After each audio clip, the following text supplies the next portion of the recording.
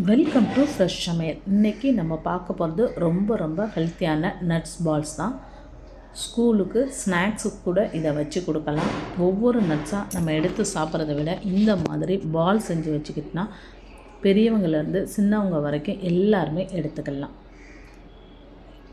பாதாம், பிஸ்தா, முந்திரி, உலர் திராட்சை, அத்தி, டேட்ஸு எல்லாத்தையுமே நான் எடுத்துக்கிறேன். இருக்கிற நட்ஸு எல்லாத்தையும் ஃபஸ்ட்டு சின்னதாக இந்த மாதிரி கத்தி வச்சு நம்ம கட் பண்ணி எடுத்துக்கலாம். நட்ஸ் பால் பிடிக்கும் போது ரொம்பவே ஈஸியாக இருக்கும். முந்திரி, பாதாம், வால்நட்டு, பிஸ்தா இது எல்லாத்தையும் நான் நல்லா கட் பண்ணி எடுத்து வச்ச பிறகு அத்தியும் எடுத்துருக்கிறேன். அந்த அத்தியும் கட் பண்ண போகிறேன். எல்லாமே சம அளவுக்கே நான் எடுத்துக்கிட்டேன். நட்ஸு எல்லாம் அத்தி, டேட்ஸ் எல்லாம் ஒரு அரை கப் அளவுக்கு எடுத்துக்கலாம். எல்லாத்தையும் சின்னதாக கட் பண்ணிக்கிறேன். டேட்ஸில் இருக்கிற அந்த கொட்டையெல்லாம் எடுத்துகிட்டு பழத்தை மட்டும் நம்ம பிச்சு எடுத்து வச்சுக்கலாம். கையாலே ஈஸியாக நம்ம டேட்ஸை பிச்சு எடுத்து வச்சுக்கலாம். இப்போ இது எல்லாத்தையும் நம்ம எடுத்த பிறகு இதெல்லாம் ரோஸ்ட் பண்ண போகிறோம்.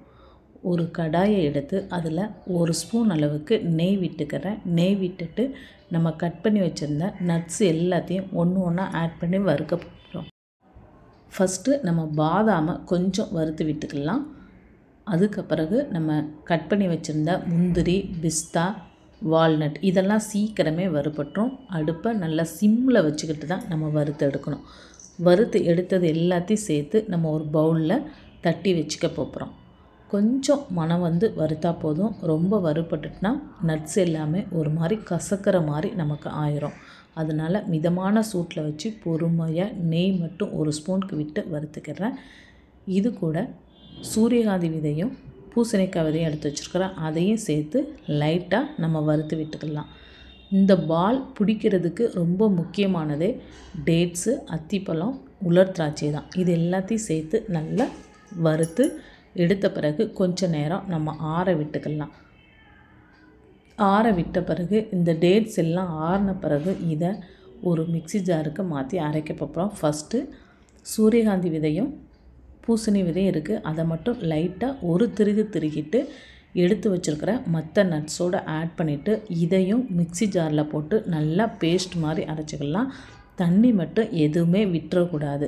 தண்ணி விட்டோன்னா பால் சீக்கிரத்திலே கெட்டு போயிடும். இப்போ நம்ம அரைச்சி வச்சுருக்கிற அந்த டேட்ஸு, அத்தி அது கூட கொஞ்சமாக ஏலக்காவும் சுக்கும் ஆட் பண்ணி விட்டுக்கிறேன். இனிப்பு எதுவுமே ஆட் பண்ணலை. தேன் கூட ஆட் பண்ண வேண்டாம். இந்த டேட்ஸில் இருக்கிற இனிப்பே நமக்கு சரியாக இருக்கும். எல்லாத்தையும் சேர்த்து நல்லா கையை வச்சு மிக்ஸ் பண்ணி விட்டுட்டு சின்ன உருண்டையாக நம்ம பிடிச்சி ஒரு ஏர்டைட் பாக்ஸில் ஸ்டோர் பண்ணி வச்சுட்டுனா போதும். சூப்பராக ஹெல்த்தியான ஒரு நட்ஸ் பால் ரெடி ஆயிரும். ரொம்ப வலிமை கொடுக்க வேண்டியது.